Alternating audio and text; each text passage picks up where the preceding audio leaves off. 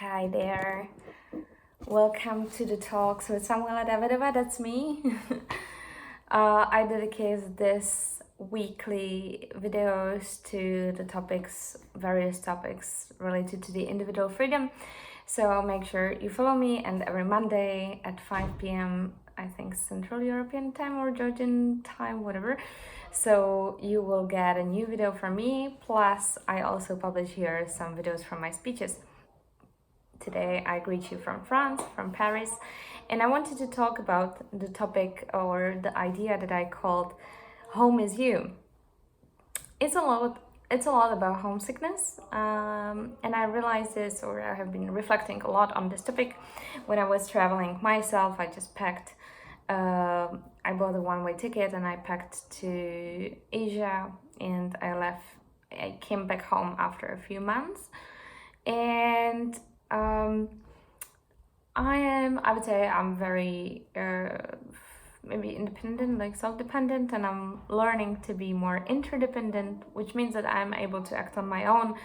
But I'm also willing to accept help from other people. I'm willing to accept other people into my life. And maybe you think that it's the same, but that you have the same case, but the reality is it's really not easy, like really being letting others to help yourself and to really enter your life on not only the rational level but also really like emotional level when you're relaxed and so on. Okay, but this is not the topic today. I just wanted to share my perspective. And so home is you, what is it, and why the topic? So this will be related to you if you plan to travel a lot and if you might feel homesick. I think homesickness is a serious thing, but what is it really? Like, what is home? What is home to you? How does it feel? How does it feel when you relax? How does it feel emotionally? So I realized that to me, home is a place where I feel safe. It's about confidence. It's about looking forward to be there, but even the calmness about a place, about just feeling calm, feeling safe, feeling okay. And while I was traveling, I realized that it's actually pretty easy to set up home, the physical place as we know it, like some place where you already know the closest gym, where you know the nearest shop, where I don't know, the closest washing machine, or I don't know what you need for life. It depends on which country you are now in. However, setting up such a physical place to live, let's call it home, but like it's a place to live, right?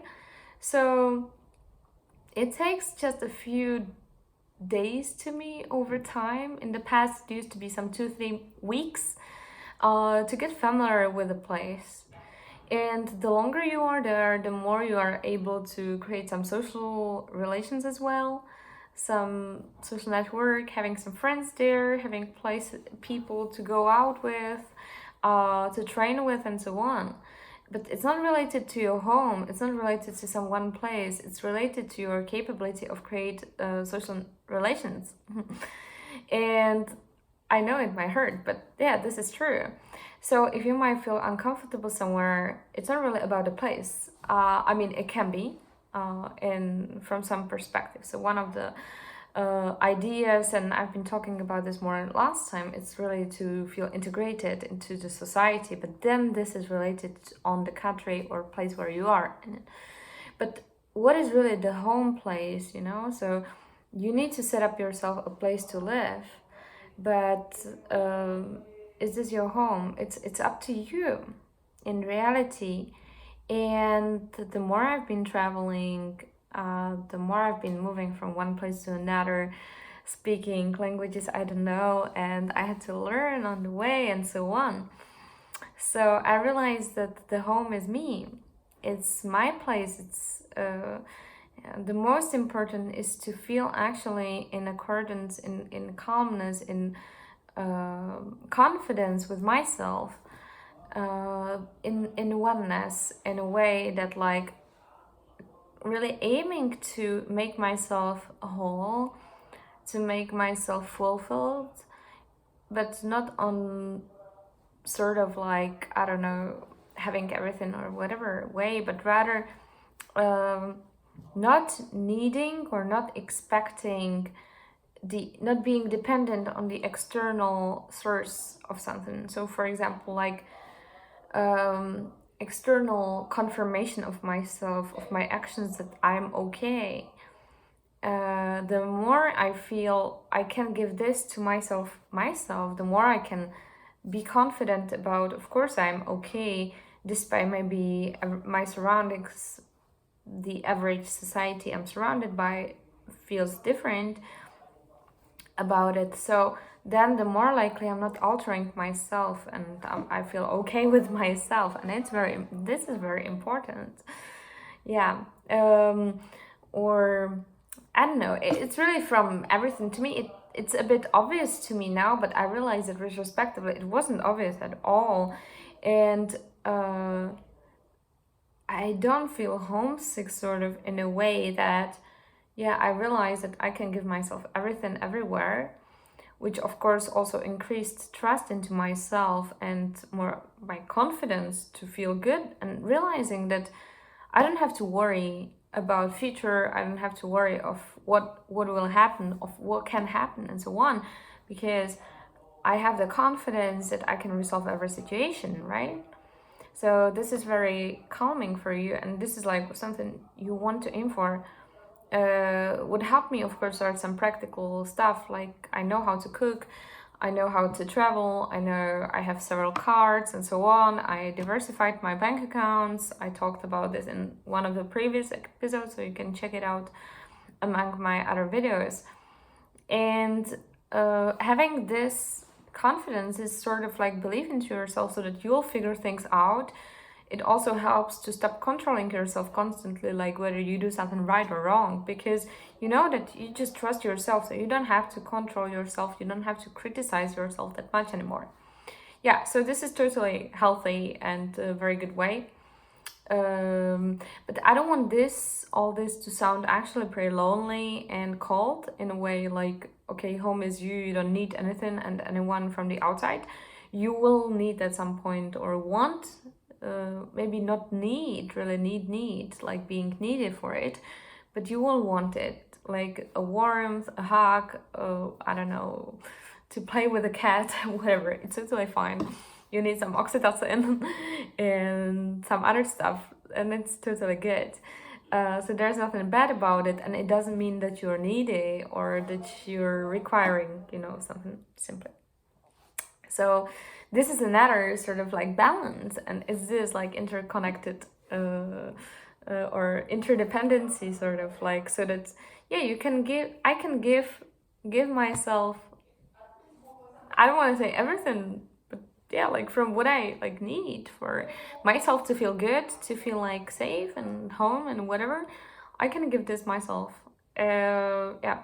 And another maybe thing that is really, I think, important, or makes us feel safe, is, I think, like having some income is best, like diversified income, so that you're not dependent on one job. I've been also talking about this in one of the previous episodes, because then it's like, as a chair standing on one leg, and it's not very good, because then you're really dependent on it, actually, so it doesn't really give you the freedom. Yeah, so this gives you sort of confidence into yourself and so on, and the more you have this really healthy confidence, so that you can rely on yourself, you will never, betray yourself. So the more you feel like good with yourself, the more you're like self-fulfilled also, like, but really you have to do these things for yourself. Why do I mention it? Because maybe some of us grew up in a way as if we had to take care only of others, and as if we were owning others something, and we put others first.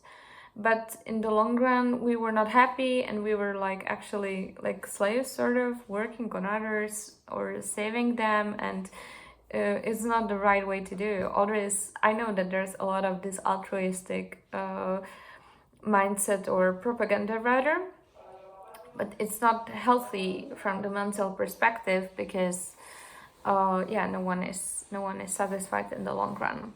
So it's like a game which you don't want to play. So the right way is to, now I will sound like Ayn Rand propagandist, but really like the right way is to take care of yourself first. And if you are doing something for someone else, it should be out of your selfish perspective of like, oh, I want to get this love from the other person. I want them to feel good and to make them smile, because this is what makes me feel good. So this is okay. Yeah, this is good. Okay, well, many topics are interconnected. I've been talking about this home is you idea in Chiang Mai, also one of the best presentations I gave. You can check it also on YouTube, and it was about like what holds people back from fully embracing remote work potential. And it's exactly this. So we're actually, when we are not self-fulfilled, when we do not feel this like home in ourselves, so it kills our potential in a way. Like we do not go and do things that we would love to do because we're scared in some way. So all this is a transition. It's a process. It takes time. It's very difficult, but yeah, like it's about disconnecting yourself from the idea that someone will come and resolve your problems or secure your life or whatever. No, it's you, and you are responsible for your life, and be dependent on yourself. Be your best friend. Become your, like really person on whom you can rely on. Yeah, because oftentimes what we do is that we do the contrary. We betray ourselves. We criticize ourselves. We're like the worst friends of ours. So listen to your small talk as well, to the small talk you have in your head. It can be dangerous. You're really like harming yourself potentially. Okay, I think that's kind of it. I guess I shared the thoughts, the idea. Simply, it's about self-fulfillment. I will connect here an article, a very nice one that I wrote on the New Year's Eve. It was about wholeness and my aim for this year. And it's very beautiful, really. I really like it. I've been reading it a couple of times myself. It's about oneness, really being full, and stop. Jesus, it also helps you from the relationship perspective, because when someone says, "Now I'm full with you," it means no, no. Make yourself full first, and then come and let's make it an upgrade of your life, and not completing it, because then there will be some sort of like real dependency. And yeah, again, it doesn't mean that you cannot want to, like it's good to want to be with someone, or want to have a good time with someone, or want something from someone. It's okay, but it shouldn't be a need. That's the difference. Like because then this is this emptiness, sort of, but this emptiness can only be fulfilled from you at its best. Otherwise, there's a high chance that you will aim for manipulation, so that others would do something for you to fulfill this emptiness. And yeah, again, in the long run, no one wins. So I hope this brought you some new thoughts, and check out some other videos I have here. Follow me. And if you have some nice takeaway from some of my videos, please comment, connect with me. You got my link tree here. And cheers. Take care.